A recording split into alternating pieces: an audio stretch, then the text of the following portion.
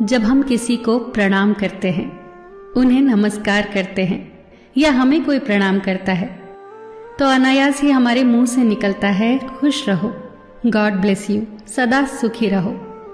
ये जो प्रणाम के उत्तर में हमारे मुंह से निकलते हैं ना, ये कोई साधारण शब्द नहीं है, ये दुनिया के सबसे कीमती शब्द हैं। आजकल हम इन बातों को महत्व देना बंद करते जा रहे हैं, पर यकीन मानिए, जो प्रणाम के जवाब के रूप में आशीर्वाद हमें मिलता है या हम किसी को देते हैं, वो 100% चमत्कारिक शब्द होते हैं, बेशकीमती शब्द होते हैं। एक बहुत प्यारी कथा कहने जा रही हूं। महाभारत का युद्ध चल रहा था। एक दिन दुर्योधन के व्यंग से आहत होकर भीष्म पितामह यह घोषणा कर देते हैं कि मैं कल पांडवों का वध कर दूंगा। इस घोषणा का पता जैसे ही पांडवों को चलता है तो उनके शिविर में बेचैनी बढ़ जाती है। सभी को भीष्म पितामह की क्षमताओं के बारे में पता था, इसीलिए सभी अनिष्ट की आशंका से परेशान हो जाते हैं। तभी श्री कृष्ण द्रौपदी से कहते हैं, तुम अभी मेरे साथ चलो। श्री कृष्ण द्रौपदी को लेकर सीधे पितामह भीष्म के शिविर में पहुंच जाते हैं। श्री कृष्ण स्वयं तो शिविर के बाहर खड़े हो जाते हैं, पर वो द्रौपदी से कहते हैं कि अंदर जाकर पितामह भीष्म को प्रणाम करो। जैसे ही द्रौपदी ने शिविर के भीतर जाकर पितामह भीष्म को प्रणाम किया, तो पितामह भीष्म के मुख से द्रौपदी के लिए ये आशीर्वाद निकला, अखंड सौभाग्यवती भव। जैसे ही ये आशीर्वाद उनके मुख से निकला, उसी क्षण उन्हें स्मरण हो आया कि आज ही तो उन्होंने पांडवों के वध की घोषणा की थी और स्वयं ही उन्होंने द्रौपदी को अखंड सौभाग्यवती रहने का आशीर्वाद दे दिया। फिर पितामह भीष्म ने द्रौपदी से पूछा, पुत्री, क्या तुम इतनी रात को यहाँ अकेली आई हो या तुम्हें यहाँ श्री कृष्ण लाए हैं?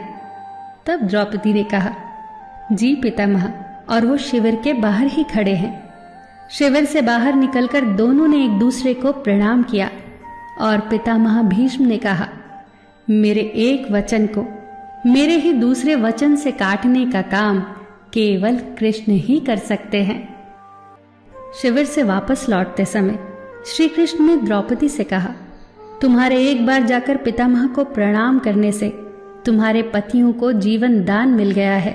अगर तुम प्रतिदिन भीष्म, धृतराष्ट्र, द्रोणाचार्य आदि को प्रणाम करती होती और दुर्योधन, दुशासन आदि की पत्नियां भी पांडवों को प्रणाम करती होती, तो शायद इस युद्ध की नौबत ही न आती।